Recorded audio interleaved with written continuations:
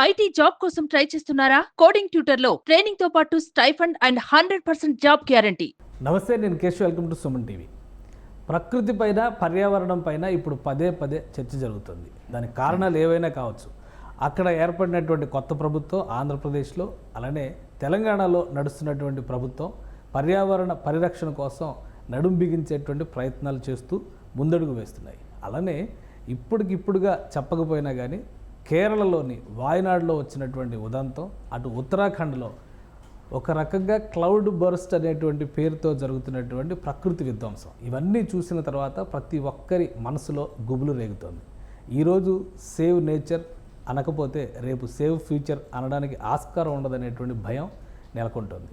వాస్తవానికి ఫ్యూచర్ని భయపెడుతున్నటువంటి నేచర్ గురించి, అందులో జరుగుతున్నటువంటి పరిణామాల గురించి ఇప్పుడు మనం తెలుసుకోవాల్సినటువంటి ఆవశ్యకత ఉంది. దీనికి సంబంధించి మనతో మాట్లాడడానికి ప్రముఖ పర్యావరణవేత్త, పర్యావరణ ఉద్యమకారుడు పురుషోత్తం రెడ్డి గారు ఉన్నారు. పురుషోత్తం రెడ్డి గారు నమస్కారం. కానీ ఇప్పుడు హైదరాబాద్లో ఒక ప్రక్రియ మొదలైంది కొత్తగా, హైడ్రా అనే పేరుతో. మీరు ఇందాక ప్రస్తావించినట్టుగా చెరువుల ప్రక్షాళన కావచ్చు, పర్యావరణ పరిరక్షణ కావచ్చు, దీని ప్రధాన ఎజెండా అనేటువంటి అని వాళ్ళు చెప్పలేదు, మనం ఊహించుకుంటున్నాం. అంతేనా? ఇప్పటి వరకు Hydraa has not declared its vision, its commitment to the protection of water bodies in Hyderabad. Here and there ఏదో బిల్డింగ్స్ కూలగొడుతుంది, కానీ మనం తొందరపడి we don't have to certify that they are doing a great job. Okay, ఎందుకంటే వాళ్ళకే clarity లేదు. వాళ్ళు ఎంతవరకు పోతారు, we want to see, we want to observe. ఎందుకంటే వాళ్ళకి ఆ ట్రాక్ రికార్డ్ లేదు. Newly created organisation, now they are functioning. Is it confined to AP, Telangana, or is it only confined to city? So present అయితే city వరకు అని, present అయితే city వరకు అని. సిటీ వరకు అంటే see once ఇది ఎట్లుంటుందంటే, I'm talking as a political scientist now. Once we have a constitution and law, we always insist that it should be equally applied. Okay. Equal application of laws, or everybody is equal before the law. దాన్ని rule of law అంటాం. కానీ ఇక్కడ clarity ఏముండాలంటే, people also should know that there is an organization and that these are the objectives. దాని మీద చాలా discussion జరగాలి. కానీ ఇప్పటి వరకు there is no stringent action till now. But ఈ ఆర్గనైజేషన్ వచ్చినాక, హైడ్రా అనే ఒక కాన్సెప్ట్ మొదలైనాక ఒక భయం వచ్చింది. కబ్జాదారు భయం వేరు. అదే నేను అనేది, ఎవరిని భయపెట్టియొద్దు. ప్రజల్ని ఇన్వాల్వ్ చేసి ఎన్వైరన్మెంట్ ప్రొటెక్షన్ చేయాలి. People's participation is what the world is talking. Okay, we can't be just creating panic among the public. No, అదొద్దు. Why panic? Come on, let them also realize. దాని కొరకు డిస్కషన్స్, డైలాగు ఇవన్నీ continuously జరగాలి. So అంటే public పాజిటివ్గా తీసుకుంటున్నారు. Celebrities కానీ, powerful people ఎవరైతే ఉన్నారో, కబ్జాలు ఎవరైతే కానీ దాని పవర్ఫుల్ అనే పదం వాడొద్దు. Whoever violates the law should be punished. Okay, but the person who is going to punish, they should spell out their strategy. For example, ఇప్పుడు హైదరాబాద్ సిటీ లేక్స్ గురించి, ఇప్పుడు for the time being HYDRAA, you know there is what is known as Pirangi Nala. Pirangi Nala అంటే మనకు Hyderabad south west south అటు దిక్కు పడ్డ వర్షం హైదరాబాద్ సిటీకి రాకుండా ఒక కాంటూర్ కెనాల్ కట్టాం. ఆ కాంటూర్ కెనాల్ ఏం చేస్తుందంటే, ఆ వర్షపు నీటిని ఛానలైజ్ చేస్తుంది 25 లేక్స్కు. సో గండిపేట కూడా ఒకటి అందులో. గండిపేట కాదు, హిమాయత్ సాగర్ నుంచి మొదలు. యాక్చువల్లీ అది ఎక్కడ పడుతుందంటే చందనవెల్లి. ఓకే, చందనవెల్లి, వేరే చందనవెల్లి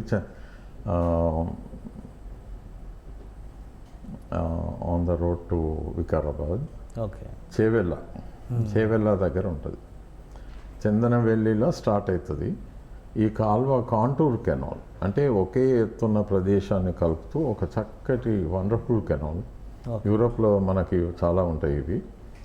అండ్ ఆ వర్షపు నీటిని, ద స్టామ్ వాటర్ను చెరువులకు కనెక్ట్ చేస్తుంది. ఓకే 25 చెరువుల్ని కనెక్ట్ చేసుకుంటూ లాస్ట్లో ఇట్ జాయిన్స్ ఇబ్రాహీంపట్నం చెరువు okay on the Nagarjuna Sagar road. అయితే ఈ ఫిరంగి నాల ఎంక్రోచ్ అయింది. ఒక విజన్ ఉంటే ఏమవుతుందంటే people also will know, okay వీళ్ళు ఇక్కడ మొదలు పెట్టినరు, దీని తర్వాత ఈడిపోతారు, ఏది లేదు కదా, ఇట్స్ ఆల్ కెప్ట్ సీక్రెట్. ఎందుకు మనం పబ్లిక్ పాలసీలో సీక్రెసీ ఎందుకు ఉండాలి? ఇప్పుడు ఫిరంగినాల గురించే జన్వాడ ఫామ్ హౌస్ విషయంలో పెద్ద డిస్కషన్ జరుగుతుంది. కేటీఆర్ గారు ఫామ్ హౌస్ కానీ నేను అనేది ఆక్యుపై చేసి whoever is the encroacher, let him be thrown out okay and let all the nalas be protected. So ఇప్పటికీ ఫిరంగినాలకి అంత ఎన్రూట్మెంట్ ఉందా ఉంది. వాటర్? నేను ఎందుకు మాట్లాడుతున్నా అంటే ఈ ఇష్యూ పైన నేను మా ఇంకో ముగ్గురు ఫ్రెండ్స్ మేము హ్యూమన్ రైట్స్ కమిషన్కి పోయాం. ఓకే అండ్ అప్పుడు we had justice సుభాషన్ Reddy and 2 other judges. వాళ్ళు ఎక్స్ట్రాడినరీ జడ్జ్మెంట్స్ ఇచ్చిండ్రు, ఇంటరిమ్ ఆర్డర్స్ ఇచ్చిండ్రు. మా రిక్వెస్ట్ మీద దే విజిటెడ్ ఫిరంగినాల. ఓకే మేము అంతా నేనే పర్సనలీ మాట్లాడేది. ఆడ మాట్లాడుకుంటూ ఐ ఇన్వైటెడ్ దెమ్, సార్ మీరు వచ్చి చూడండి అంటే all the 3 judges they came and they saw, they gave instructions. అప్పటి గవర్నమెంటు కొంత వర్క్ చేసింది, కొంత రెస్టోరేషన్ అయింది. ఓకే ఈ లోపల 2014లో కొత్త గవర్నమెంటు, కొత్త state, TRS government has openly decided to ignore the Firangi Nala. వాళ్ళ స్టేట్మెంట్స్ ఉన్నాయి. ఓకే అంటే ఒక నాలాను వదిలిపెట్టడం అంటే దాన్ని ఏమంటాం, dereliction of duty. What is the government job? Government ఉన్నదే common properties and human rights of the పీపుల్ను ప్రొటెక్ట్ చేయడానికి. మరి ఇటువంటి పబ్లిక్ అసెట్స్, లేక్స్, నాలాలు, రోడ్లు వీటిని సంరక్షించే బదులు వదిలేస్తారా? సో మీరు అప్పుడు గవర్నమెంట్కి రిప్రజెంట్ చేసి ఉంటే, ఒకవేళ అప్పుడు మున్సిపల్ మినిస్టర్ కేటీఆర్ గారు, ఇప్పుడు కేటీఆర్ గారి కంట్రోల్లోనే ఫామ్ హౌస్ ఉంది, అదే ఫిరంగినాల సైజుని తగ్గించేసింది, కుదించింది, అక్కడ ఒక ఆటంకం. ఒక్కటి కాదు, అట్లా తప్పు ఒక వ్యక్తిని దృష్టిలో పెట్టుకొని ఎప్పుడు మాట్లాడొద్దు. ఆయన క్వశ్చన్ నేనేమంటున్నా అంటే whoever is the encroacher. Okay అక్కడ లాక్, స్టాక్ అండ్ బ్యారెల్ వాళ్ళ ముఖం కూడా చూడకుండా తీసి అవతల పారేయాలి. ఓకే మేము ఆ రోజు ఓల్డ్ సిటీ ఎంక్రోచ్మెంట్స్, ఎందుకంటే దగ్గర ఉండే మీకు తెలుసు కదా, హ్యూమన్ రైట్స్ ఆఫీస్ అంటే commission office was opposite exhibition grounds. అక్కడి నుంచి మేము వెళ్ళి చూపించినాం encroachments. And very important people like Professor Kodarkar, Professor Vyas and farmers kontamandi join ayindu ma case lo. We worked very hard and we got orders. Okay ఇప్పుడు human rights కమిషన్కి వెళ్తే మీకు ఆ file దొరుకుతుంది. ఫిరంగి నాల ఒకటే కాదు, మనం ఏదైతే మూసీ నది మరి హైదరాబాద్ గురించి మాట్లాడుతాం కదా, Hyderabad basically it is a city of lakes. ఇదివరకు దీని గురించి చాలా డిస్కషన్ అయింది. 3000 చెరువులు ఉండి, తర్వాత హూడా అనే ఒకటి ఆర్గనైజేషన్ వచ్చింది. మొదట్లో హెచ్ఎంసి ఉండే, హైదరాబాద్ మున్సిపల్ కార్పొరేషన్. తర్వాత హైదరాబాద్లో అర్బన్ ప్లానింగ్ గురించి హూడా అని వచ్చింది, హైదరాబాద్ అర్బన్ డెవలప్మెంట్ అథారిటీ. వాళ్ళు ఏం చేశారు, వాళ్ళకి తోచిన పద్ధతిలో ప్లానింగ్ చేసి డిస్ప్లే పెట్టాను. ఆ ఎగ్జిబిషన్కు నేను, మా ఫ్రెండ్స్ కేఎల్ వ్యాసు, మేమందరం, సుబ్బారావు గారు, మేమందరం వెళ్తే చూస్తున్నాము. కానీ ఎక్కడ లేక్స్ గురించి ప్రస్తావన లేదు. అదేంటి హైదరాబాద్లో మీరు చెరువుల గురించి ఎందుకు, why did you not include the lakes in the planning process? అక్కడ ఆర్కిటెక్చర్లో ఎందుకు చూపించలేదంటే, అరే అని తప్పైందని ఒప్పుకొని, అప్పుడు వీకే బావ, ఆయన కూడా మంచోడే ఉండే, IAS officer. So he took the lead and వాళ్ళు కొన్ని చెరువుల్ని ఐడెంటిఫై చేసి పెట్టాను. తర్వాత ఎంక్రోచ్మెంట్స్ అవుతుంటే ఇప్పుడు ఆల్మోస్ట్ ఒక 1000 చెరువులు ఉన్నాయి అనుకుంటే ఆల్మోస్ట్ 70% అన్నీ పోయినాయి అనేటువంటి అభిప్రాయం వచ్చింది. ఇప్పటికీ కూడా హైదరాబాద్ని సిటీ ఆఫ్ లేక్స్ అని చెప్పడానికి అవకాశం ఉందా? Revival possibilities? మనం ఏమంటున్నాం, ఒకప్పుడు అంటున్నాం దాన్ని తిరిగి మళ్ళీ రెస్టోర్ చేయాలి. ఈడ ఎందుకు why the lake should be restored, that's a very important point. Hyderabad ఎప్పుడైనా క్లైమేట్ చేంజ్ అని ఇప్పుడు పెద్ద టాపిక్ నడుస్తుంది కదా, గ్లోబల్ వార్మింగ్, భూతాపం పెరుగుతుంది ఎందుకు, అది దట్స్ ఎ బిగ్ సబ్జెక్ట్. ఆ క్లైమేట్ చేంజ్ ఇప్పుడు 1.5 degrees అంటే 1.5 degrees centigrade compared to pre industrial times పెరిగితే it's going to be very tough. అందరికీ తెలుసు, ఆల్రెడీ మనం లాస్ట్ ఇయర్ చూసినాం ఇండియాలో చాలా ప్లేసెస్లో 52 degrees టచ్ అయింది, చాలా ప్లేస్. తర్వాత there is a book by name the ministry of the future,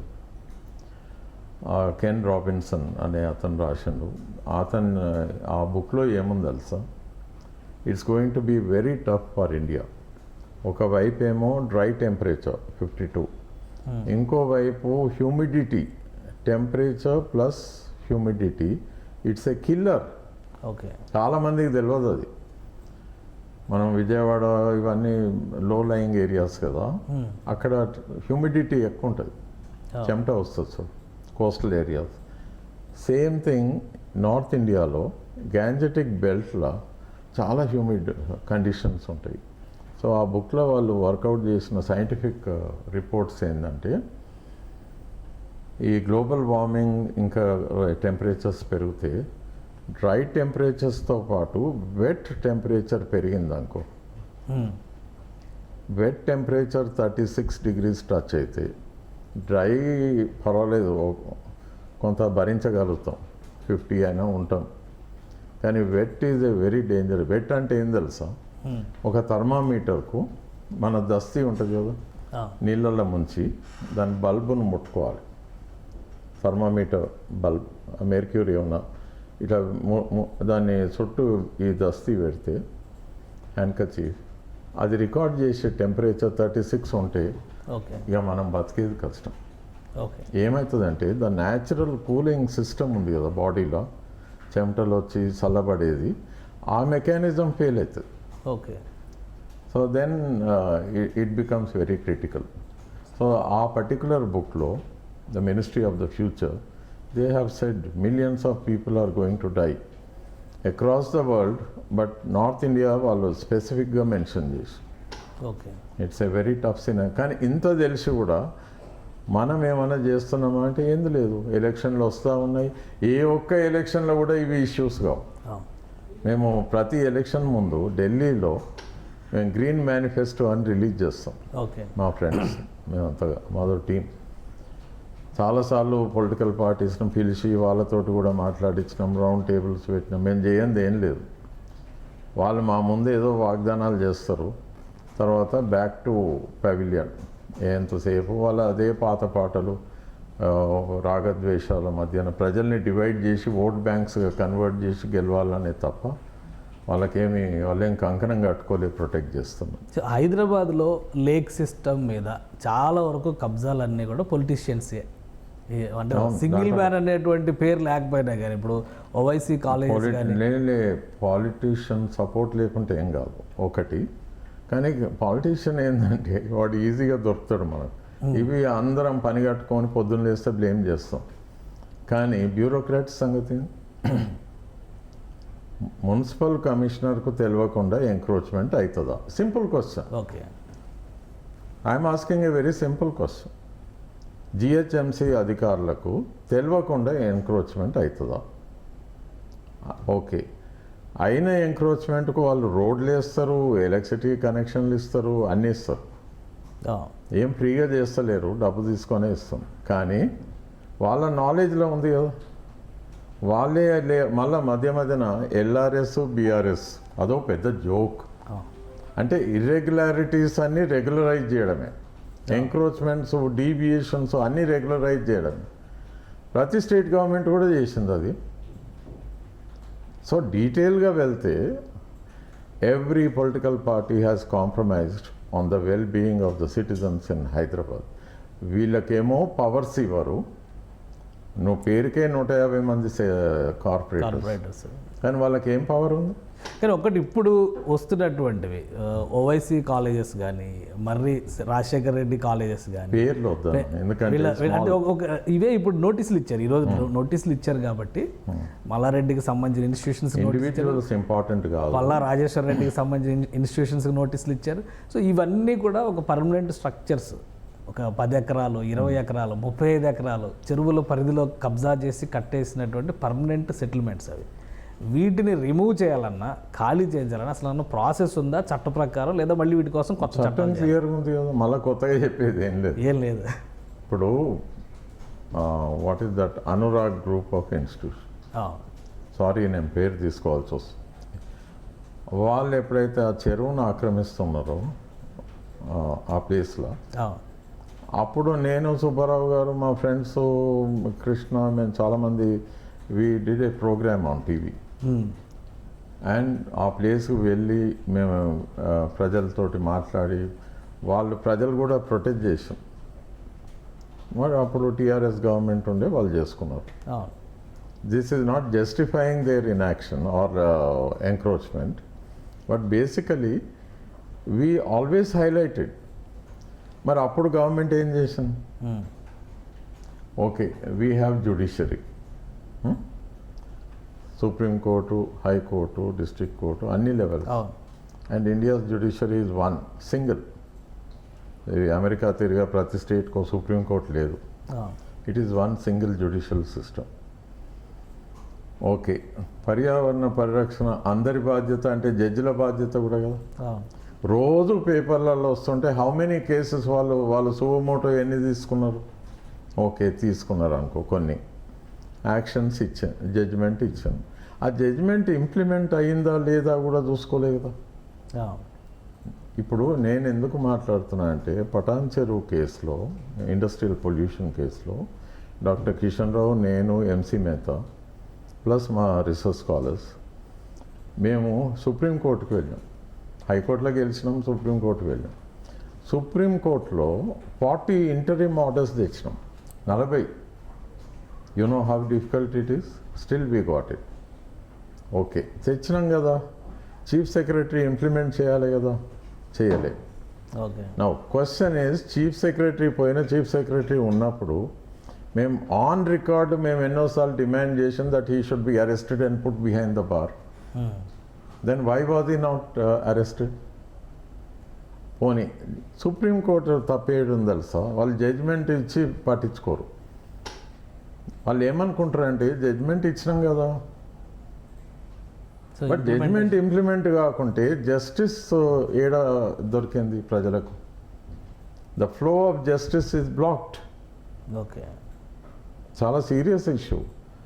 ఈ జ్యుడిషియల్ రిఫార్మ్స్ ఎంతో అవసరం ఉన్నాయి, ప్రజలకు న్యాయం జరుగుతలేదు.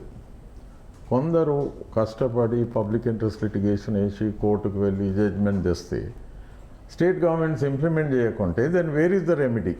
ఓకే, చాలాసార్లు మేము 4 సార్లు మిగతా అదర్ లా కాలేజెస్లో ఇది చర్చకు పెట్టాం. That is a very big lapse on the part of the judiciary in this country. Okay, ఇప్పుడు నడుస్తున్నటువంటి వ్యవహారం చూస్తే హైడ్రా తీసుకుంటున్న చర్యలు, అలానే మూసీ రివర్ ఫ్రంట్ డెవలప్మెంట్ అని చెప్పని ప్రభుత్వం పర్యావరణం గురించి ముఖ్యమంత్రి కూడా చాలా గట్టిగా మాట్లాడుతున్నారు. సో ఇది ఒక ఇనిషియేషన్ లేదా ఒక అడుగు పడుతుంది అనేటువంటి ఆశ కానీ ఆశాభావం కానీ ఉందా? No, we are not convinced. ఎందుకంటే ఫ్రాంక్గా చెప్పాలి కదా, ఇప్పుడు వికారాబాద్ ఏరియా ఉంది, అక్కడ దామగుండం అనే ఫారెస్ట్.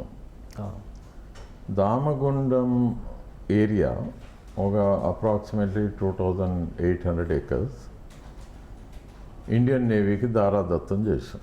ఓకే, దేని పేరు మీద అది రీజన్స్ అనవసరం. మూసీ యాంగిల్లో చూసినప్పుడు Damagundam is described as the mouth of the river.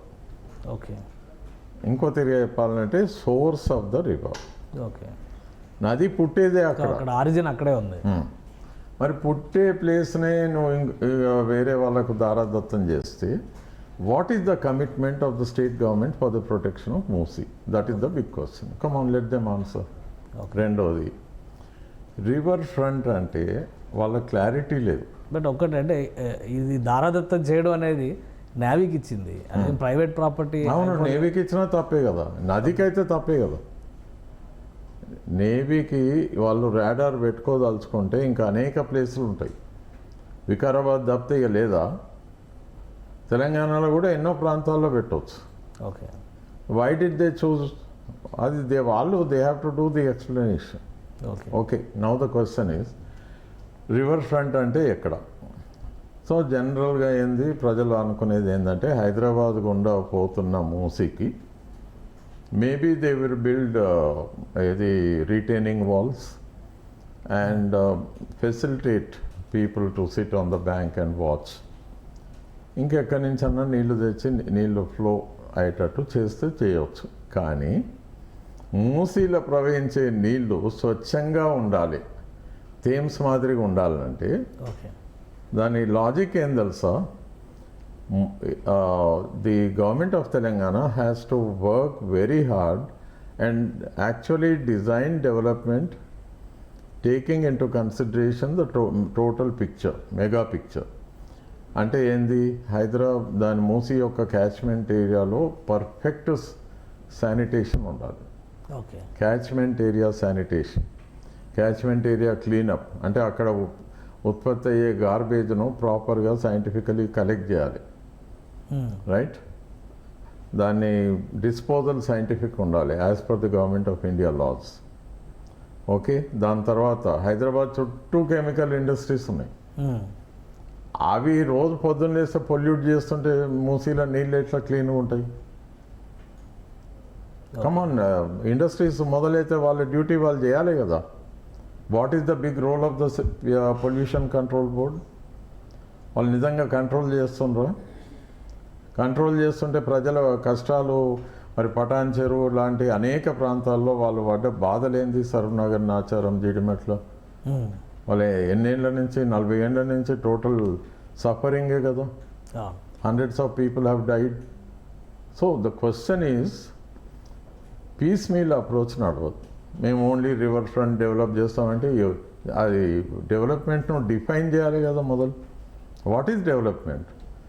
We are asking for sustainable development, a development which will bring lot of employment. So ఇప్పుడు తెలంగాణలో బిగ్గెస్ట్ ప్రాబ్లం ఏం తెలుసా? ఎంప్లాయ్మెంట్. ఏ గవర్నమెంట్ కూడా జాబ్స్ క్రియేట్ చేయలేదు, వాళ్ళకి అంత తెలివి లేదు. ప్రజలు ఏమనుకుంటున్నారు, స్టూడెంట్స్ ఏమనుకుంటున్నారంటే ఆడ వేకెన్సీస్ను అడ్వర్టైజ్ చేసి ఫిలప్ చేస్తే చాలని అనుకుంటున్నారు. అవి ఎన్ని ఉంటాయి? కొన్ని వేలలో, ఎక్కువ అంటే ఏ ఫ్యూ థౌజండ్. అంటే mostly constable jobs, teacher jobs తప్పిస్తే మిగతా అన్నీ చాలా లిమిటెడ్. అట్లా అది పద్ధతి కాదు. అది చేస్తే చేయని, దాని గురించి కాదు, వద్దని నేను అంటలేను. కానీ లక్షల ఉద్యోగాలు డెవలప్ అంటే క్రియేట్ చేయాలంటే యాక్టివిటీని జనరేట్ చేయాలి. అది ఎట్లా చేయాలంటే ఎన్వైరన్మెంట్ ఫ్రెండ్లీ టెక్నాలజీస్, వాటి మీద ఫోకస్ చేయాలి. ఫర్ ఎగ్జాంపుల్ మీ ఒపీనియన్ ఏంటి, అసలు సొల్యూషన్ ఏంటి? ఎందుకంటే ఇప్పుడు నేను అదే ఇప్పుడు ఈ పీస్ మీల్ అప్రోచ్ కాకుండా ఫుల్ మీల్ అప్రోచ్కి వెళ్ళాలంటే తెలంగాణ గవర్నమెంట్ ఏం చేయాలి? అదే చెప్తున్నా. జాబ్స్ రావాలంటే తెలంగాణ గవర్నమెంటే కాదు, సో టోటల్ ఇండియా, అక్కడ ఏపీ గవర్నమెంట్ కానీ ఎవరైనా ఏం చేయాలంటే, ఒకటి సస్టైనబుల్ డెవలప్మెంట్ గోల్స్ అని ఉన్నాయి కదా, 17 గోల్స్ ఉన్నాయి. ఆ 17 గోల్స్ను రియలైజ్ చేయాలి. అంటే గోల్ అంటే ఏంది? ఒక మనము ఫుల్ఫిల్ రియలైజ్ చేసేటువంటి ఒక అల్టిమేట్ టార్గెట్ అది. ప్రతి గోల్లో 9 to 10 టార్గెట్స్ కూడా ఉన్నాయి. సో 169 టార్గెట్స్ ఉన్నాయి. అవి ఫుల్ఫిల్ చేయాలంటే, ప్రజలందరూ సుఖంగా సౌఖ్యంగా బతకాలి అంటే, కేవలం ఈ తరమే కాదు రాబోయే తరాలు కూడా అంతే హ్యాపీగా ఉండాలంటే డెవలప్మెంట్ను డిఫైన్ చేసి ఒక ఆల్టర్నేట్ పారాడైమ్ మోడల్ను బిల్డప్ చేయాలి. దాని మీద చర్చ చేయడం మనం ఇప్పటివరకు ఎక్కడ ఏ లెవెల్లో జరిగింది చెప్పు. మీరేమైనా తెలంగాణ రిప్రజెంట్ చేస్తారా? అసెంబ్లీలో తెలంగాణలో సీఎం ప్రొయాక్టివ్గా ఉన్నారు కాబట్టి మీరేమైనా రిప్రజెంట్ సీఎం చేస్తారా? మంచోడు. నేను అనేది different angle. Telangana legislative assembly వాళ్ళు ఏమైనా వరల్డ్ కమిషన్ రిపోర్ట్స్ని ఏమైనా వాళ్ళు డిస్కస్ చేసినారు. ఓకే, మేము ఈస్టర్న్ ఘాట్స్ నివేదిక మేము తయారు చేసినాం. నేను చెప్తున్నా కదా అది వరల్డ్ క్లాస్ రిపోర్ట్ అని. మనం ఇంతకుముందు మాట్లాడినప్పుడు కేరళ అసెంబ్లీలో వెస్ట్రన్ ఘాట్స్ మాధవ్ గాడ్గిల్ రిపోర్ట్ చర్చకు రాలేదని అన్నాం. మరి మన వాళ్ళు ఏమైనా చేసినరా ఈస్టర్న్ ఘాట్స్ రిపోర్ట్? చేయకుంటే ఎందుకు చేయలేదు? Same thing applies to AP, Orissa and Tamil Nadu. వాళ్ళు ఎందుకు కదలలేదు? అంటే by not acting on wonderful scientific reports it amounts to dereliction of duty. Okay, Osmania university తెలంగాణలో చదువుకున్న పిల్లలందరికీ జాబ్స్ రావాలంటే గ్రోత్ ఇంజన్స్ను డిఫైన్ చేయాలి.